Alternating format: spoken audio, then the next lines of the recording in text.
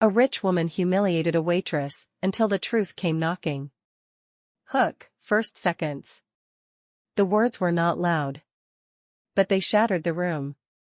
Speak to me like that again, the waitress said calmly, and I will tell the truth you're hiding.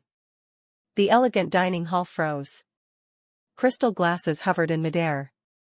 A violin screeched and fell silent. Everyone felt it.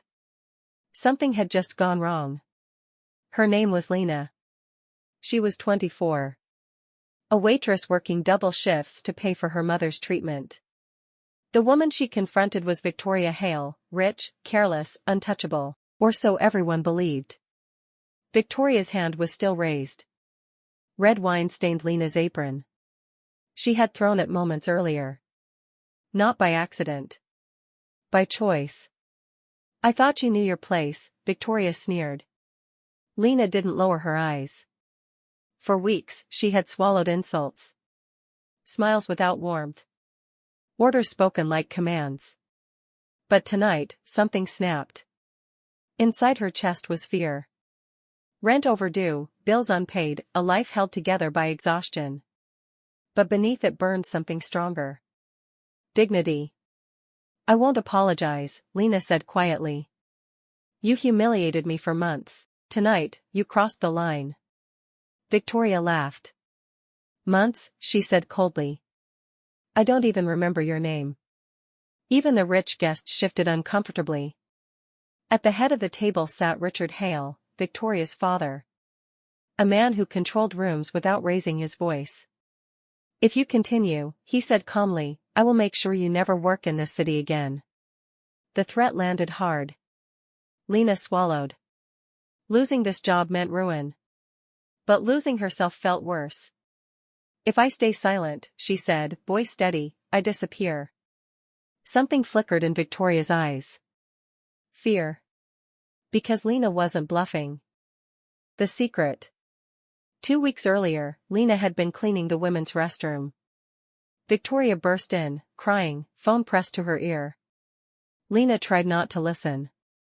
But she heard everything. The money. The debt. The names that should never be spoken aloud. And now, Victoria knew she had been heard. Later, in the kitchen corridor, Richard cornered Lena. Tell me exactly what you think you know. I don't think, Lena said. I heard. Before he could answer, Victoria appeared, pale, shaking. I borrowed money from the wrong people, she whispered. If I don't pay this week, they'll come. A sudden knock thundered at the back door. Slow. Heavy. Certain. They're here, Victoria breathed. Panic spread through the kitchen. Don't open it, Lena said firmly. Richard hesitated. He wasn't used to taking orders from a waitress. They don't come to talk, Lena continued. They come to collect. Another violent knock. We need to get her out, Richard said. If she leaves now, they'll see her, Lena replied. Let me distract them. Victoria stared at her. Why would you help me? Lena answered quietly. Because no one deserves to live in fear. Not even you. The choice. The door opened. 3 men entered. Then the lender. Calm. Polite. Terrifying.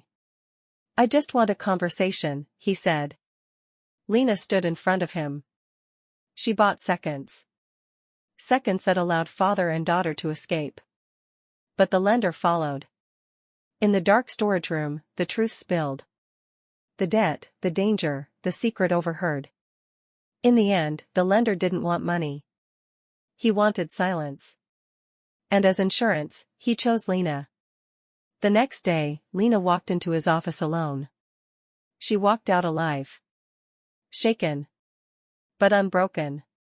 Outside, Richard and Victoria waited, breath held. They apologized, not because of power. Not because of money. But because dignity, once defended, never disappears again. Power can intimidate. Money can threaten. But courage changes the balance forever.